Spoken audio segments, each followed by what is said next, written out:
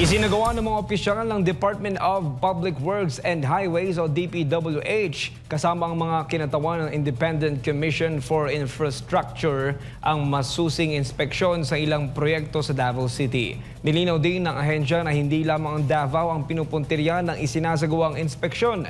Narito ang balita ni Jane Domingo. Pinangunahan ni DPWH Undersecretary Arthur Bisnar, kasama sina Independent Commission for Infrastructure, Special Advisor General Rodolfo Azurin Jr. at Mayor Benjamin Magalong. Unang tumungo ang grupo sa konstruksyon ng road slope protection structure para sa pagkapabuti ng critical intersections sa lungsod. Kabilang dito ang pag-install ng rockfall netting sa bahagi ng Junction Shrine Hills sa Davao City Diversion Road. Anila bahagi ito ng isinasagawang inspeksyon sa mga proyektong binuo noong taong 2016 hanggang 2022. Dito kami ngayon sa Davao City, purposely to inspect yung mga infrastructure projects na ginawa dito. Supposedly from 2016 up to 2025. Kasama ko rito si Yusek Arthur Bisnar ng DPWH. And in-invite din namin si Mayor Benji Magalong, yung dating Special Advisor ng ICI. This is part of the turnover ng mga inumpisan niya ng mga infrastructure na imbestigahan. So pinakita niya sa akin kung ano yung mga possible na mga defects, possible na mga standard ng mga materials na supposedly na ginagamit nang ayon sa specification na nasa kontrata ng DPWH na pinirmahan ng mga contractors. Ilan umano sa kanilang napansin sa isinagawang inspeksyon sa mga proyekto sa Davao City ay ang pagkasira ng isang maliit na bahagi ng tulay dito. So far, nakaka-inspect na kami ng project sa rock netting at saka dito nga sa flood control dito sa area na to. And nakita natin nga na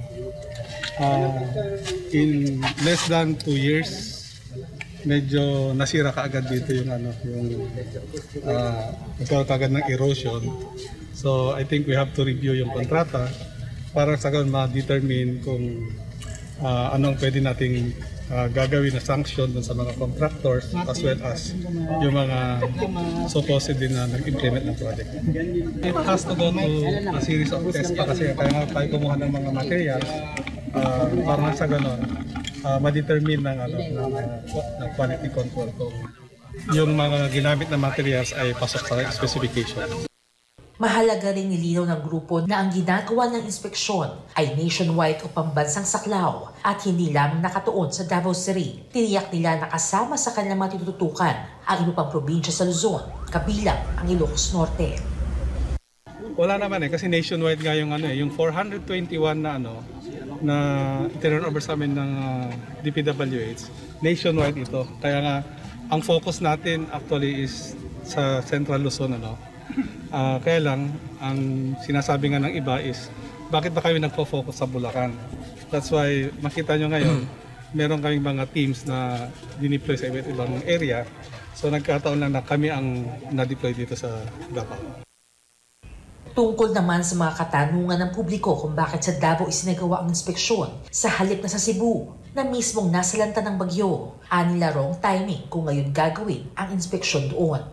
Ang Cebu is as of now ongoing ang rescue operation doon. So it will also come yung sa Visayas, specifically sa Cebu. As of now is parang wrong timing naman kung ngayon tayo pupunta ron But definitely may mga team na nakatoka doon to include Region 8, Region 2, Region 1, of course yung 4B and 4A, and 5. Para sa Diyos at sa Pilipinas kong mahal, Jane Domingo, SMNI News.